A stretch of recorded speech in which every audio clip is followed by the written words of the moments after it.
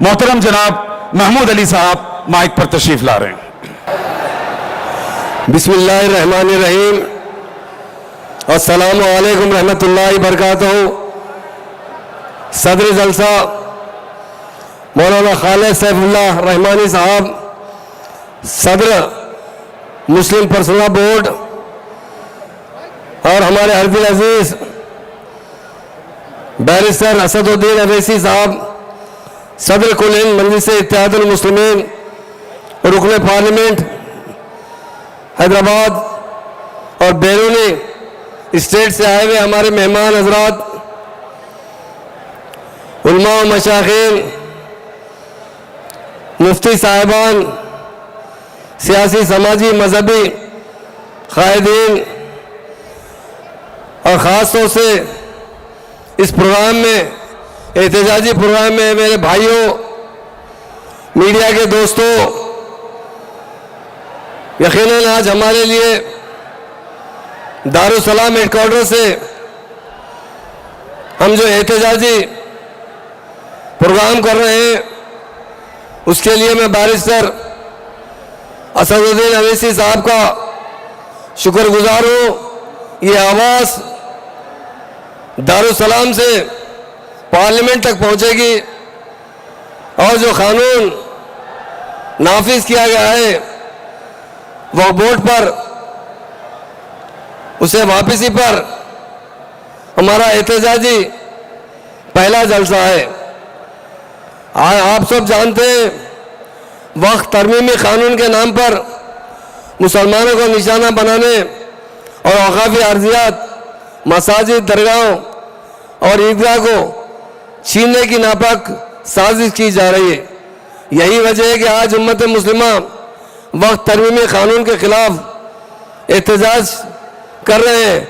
मुस्लिम personal board की जानिब से वक्त तरमीमी कानून के खिलाफ आज का जो एहतजाजी जलसा हो रहा है उसमें हम सब शरीक हुए हैं।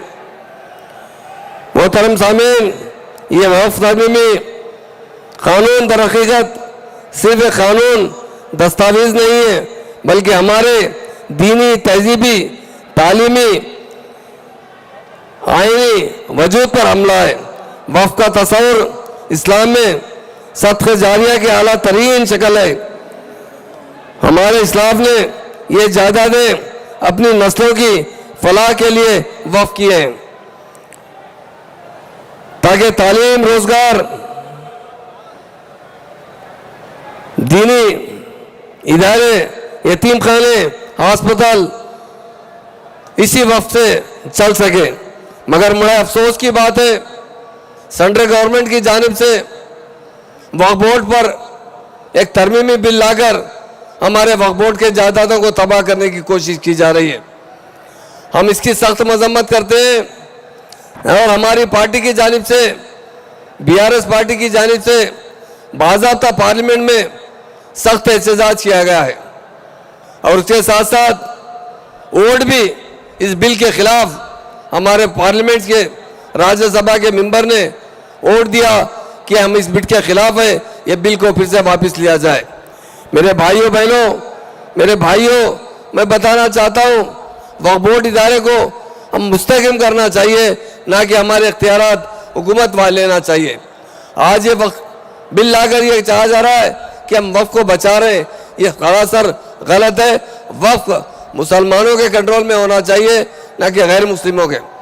सुप्रीम कोर्ट में जज साहब ने यही पूछा क्या हिंदू एंडोमेंट के अंदर किसी मुसलमान को मेंबर बनाया जाता है, तो जवाब नहीं दिया गया।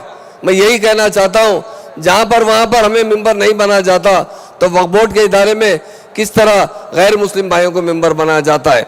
हमारी पार्टी हमेशा से ही इस बिल के खिलाफ रही है और हमेशा हम यही चाहते हैं कि बिल के ज़रिए हम पर गैर ज़रूरी कानूनी शिकंजा कसना चाहते हैं। यह बिल सरासर हमारी खुद इख्तियारी के खिलाफ है और हमारे चीफ मिनिस्टर, साबिका चीफ मिनिस्टर KCR साहब ने ओपनली कहा है कि हम बिल की मुखालिफत करते हैं और बिल से हम हुकूमत से डिमांड भी करते हैं यह बिल को वापस लिया जाए। मैं एक बात कहना चाहता हूँ, हमारे भाइयों से भी कहना चाहता हूँ, इस बिल में हमारे 24 मुस्लिम MPs हैं, मगर 232 एमपीओ ने इसकी बिल की मुखालफत की है। इसलिए मैं बैरिस्टर साहब से गुजारिश करता हूं, आप सेकुलर हिंदुओं को भी साथ लीजिए। वो हमेशा दरगाह में जाते हैं, हमारे मजहब का एहतराम करते हैं। सेकुलर लोगों के साथ मुसलमानों के, मुस्लिम कायदीन के रिश्ते बहुत अच्छा होना चाहिए। हमारी स्टेट के अंदर जब केसीआर साहब इख्तिदार पर रहे, उन्होंने एक सर्वे करवाया था, उसमें देखा था कि मुसलमान तालीम में सबसे पीछे है।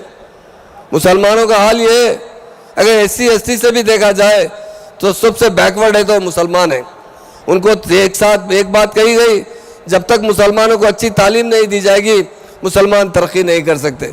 इसलिए केसीआर साहब ने सिर्फ 2 साल के अंदर 204 रेजिडेंशियल स्कूल खोले, जिसके अंदर 1 लाख से ज़्यादा बच्चे तालीम हासिल करते थे।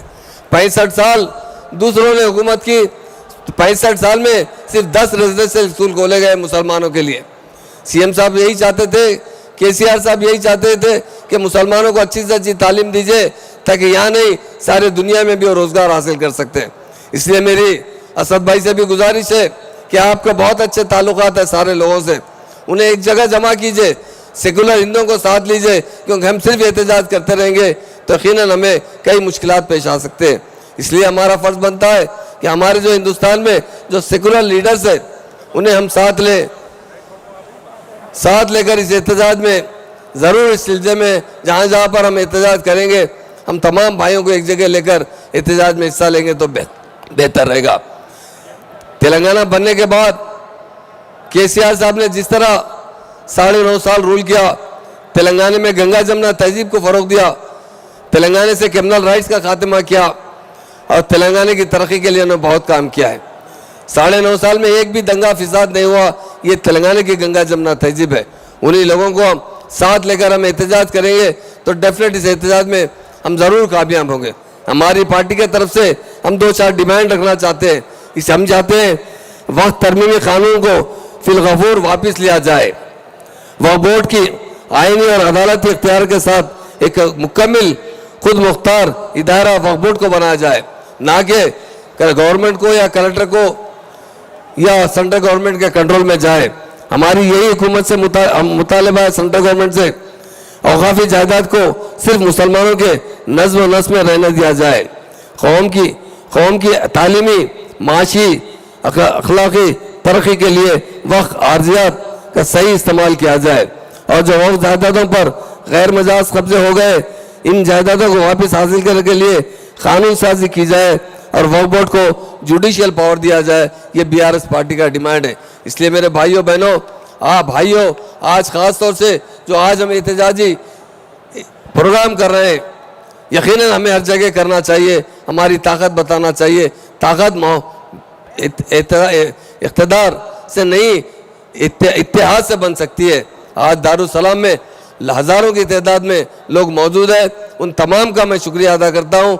और आज जो बहुत से मेहमान दूसरे स्टेट से भी आए हैं, उनका भी हम इस्तकबाल करते हैं और जितने मीडिया के दोस्त हैं उनका भी शुक्रिया अदा करते हैं। असद भाई की क़यादत में हमेशा इस तहरीक में जहाँ जहाँ हमारी ज़रूरत पड़ेगी, बीआरएस पार्टी की तरफ से ज़रूर उनका साथ देते हुए इस बिल को जब तक वापस नहीं लिया जाएगा, जब तक आपके एहतजाज में हम भी शरीक रहेंगे। मुझे जो वक्त दिया गया उसका मैं शुक्रिया अदा करता हूँ। Thank you very much.